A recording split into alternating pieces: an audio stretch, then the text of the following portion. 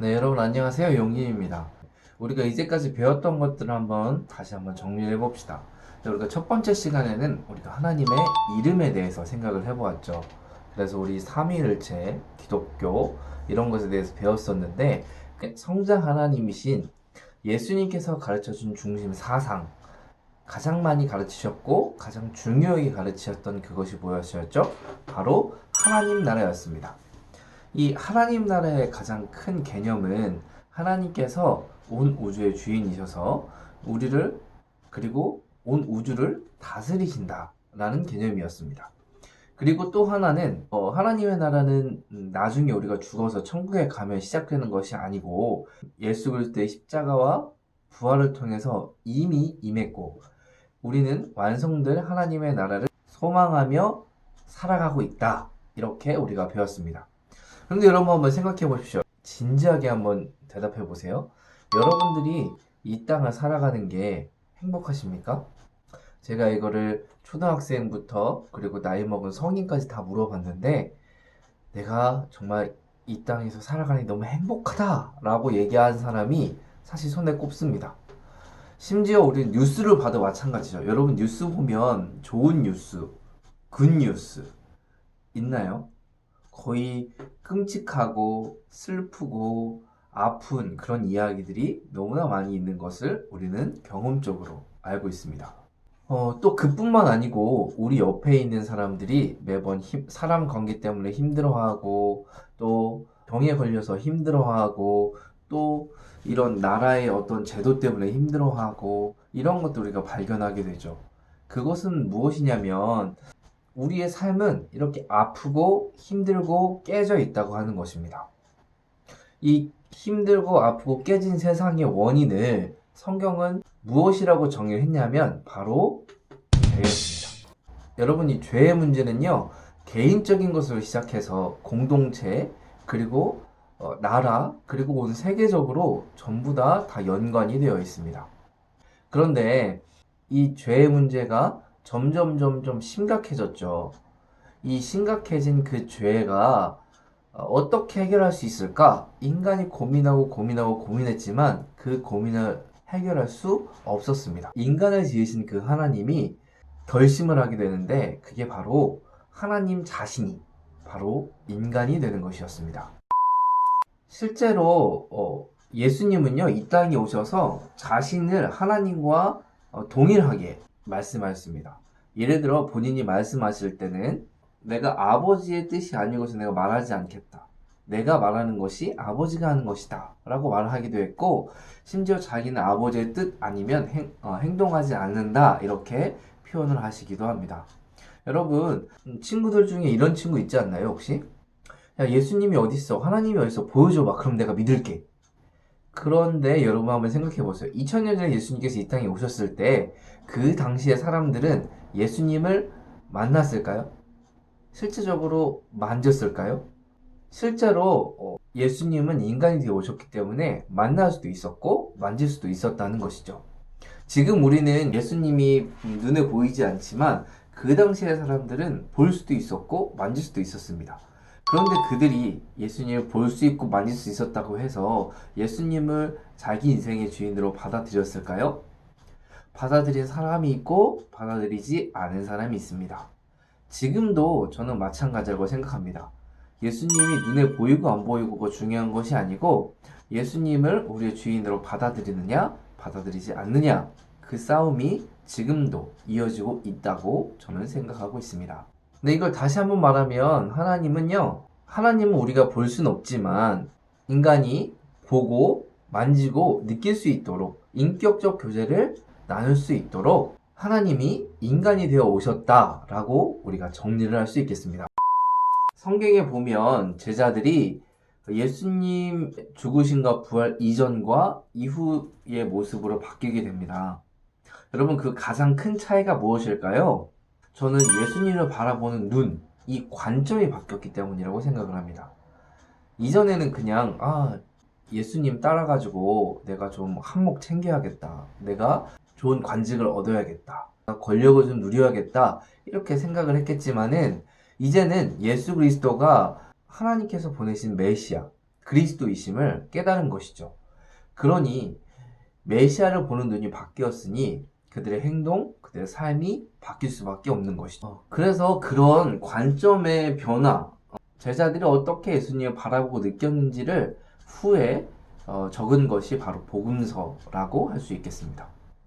자, 제자들은 예수님을 깨달았고 느꼈고 그래서 복음서를 기록했다면 그럼 지금 우리는 어떻게 해야 될까요? 저는 지금 우리는 바로 성경을 통해서 우리는 이 예수님에 대해서 알아갈 수 있다고 생각합니다. 예수님께서 어떤 분이신지, 어떤 생각을 갖고 계신지, 우리가 어떻게 하기를 바라시는지를 이 성경을 통해서 우리에게 알려주고 있다고 생각합니다. 또 어떠한 성품을 갖고 계시고 어떻게 다양한 사람들을 만나서 또 어떻게 다양하게 사랑을 표현하셨는지를 우리가 성경을 통해서 배울 수가 있습니다.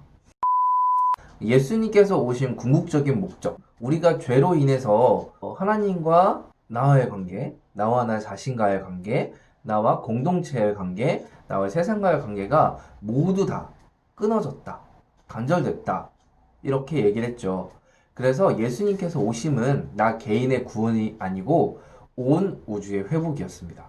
이 모든 것들이 회복되어지는 것이죠. 그 온 우주의 회복은요, 예수 그리스도께서 십자가의 죽으심 그리고 부활을 통해서만 이루어졌다는 사실을 우리가 꼭 잊지 말아야 할 것입니다. 이걸 다시 말하면, 자, 인간 니네가 죄를 지었잖아. 그러니까 네가 모든 것을 책임져야지 라고 하는 것이 어떻게 보면 정의의 하나님의 관점에서는 이게 맞을 수 있다고 하는 것이죠. 하지만 우리가 지난주에 배웠다시피 하나님은 인간을 지으셨어요. 그래서 인간 스스로는 이것을 해결할 수 없음을 본인이 너무나 잘 알고 계셨습니다. 하나님과 관계가 깨졌고 심지어는 인간이 반역이라고 할 만큼 하나님께 도전을 했지만 하나님께서는 또 인간을 사랑하셨기에 하나님이 인간이 되어서 우리를 위해서 그 죄의 문제를 해결해 주신 것입니다. 그래서 예수님은요, 우리가 하나님과 관계가 회복되고 그리고 나와 나 자신의 관계가 회복되고 나와 공동체와의 관계가 회복되고 나와 세상과의 관계가 회복됨으로써 내가 하나님과 소통하고 또 하나님으로부터 참된 생명, 영생을 얻어서 우리가 풍성한 삶을 살기를 원하셨던 것입니다. 자, 여러분, 여기까지가 제가 알려드린, 여러분들에게 말씀드린 기독교의 가장 중요한 진리입니다. 제가 전에도 얘기했지만요, 하나님은요, 우리 인간을 고민할 수 있고 생각할 수 있는 존재로 만드셨습니다.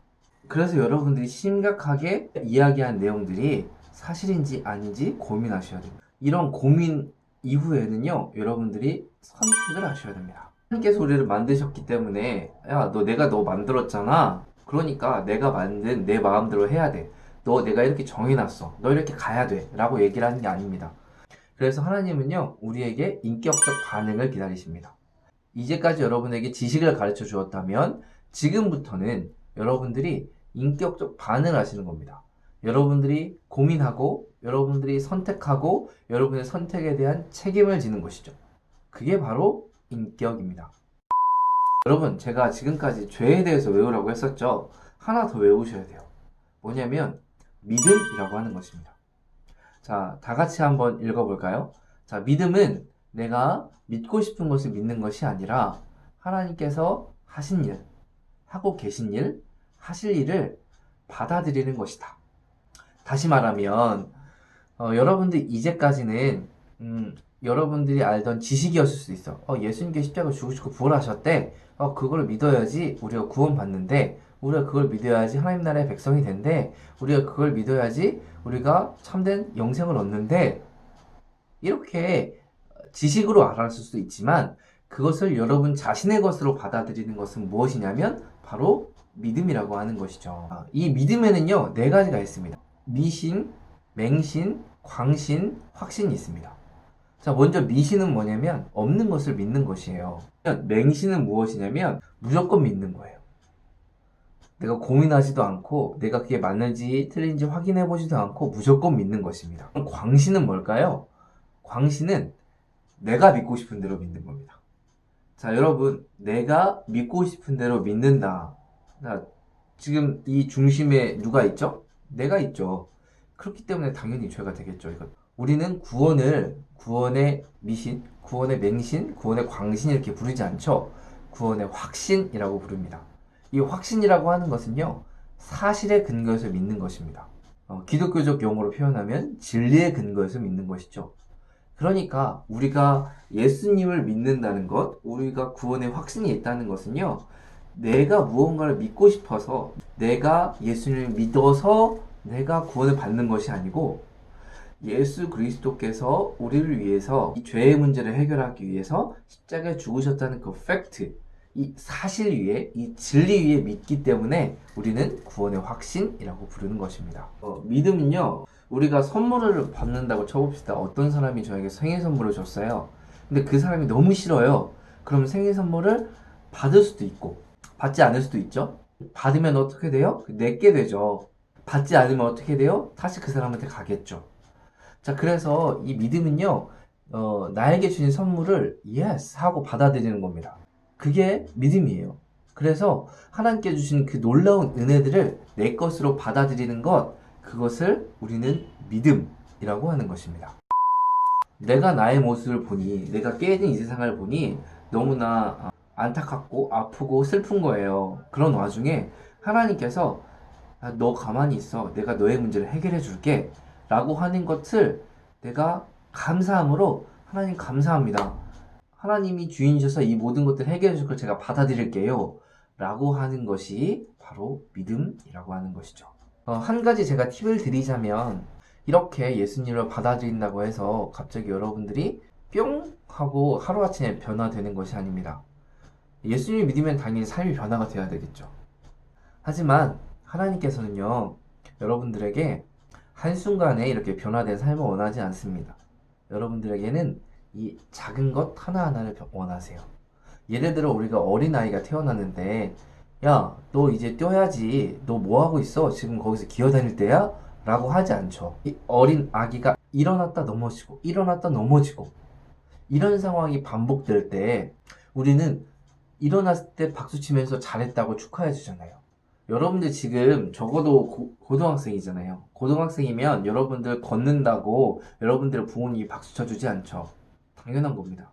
그러니까 여러분들이 생각하는 그 기대를 내려놓으시고요. 하나님 앞에 이 변화된 조그마한 마음 하나, 조그마한 생각 하나, 조그마한 이 행동 하나가 하나님께서 너무나 기뻐하실 만한 것이죠. 그런데 여러분들이 앞으로도 배우겠지만 이 과정을 끊는다고 해서 이게 되는 것이 아니에요.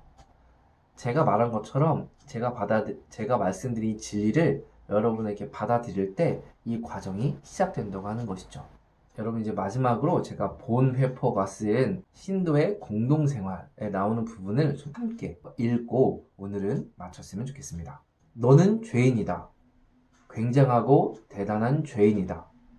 자, 죄인된 모습으로 너를 사랑하시는 하나님께 나아오라. 그는 너의 모습 그대로를 원하신다. 그는 너에게 은혜를 베푸시길 원하신다. 너는 너 자신과 형제들에게 마치 내가 죄가 없는 듯 거짓말을 계속할 필요가 없다. 과감히 죄인이 되라. 죄인됨을 하나님께 감사하라.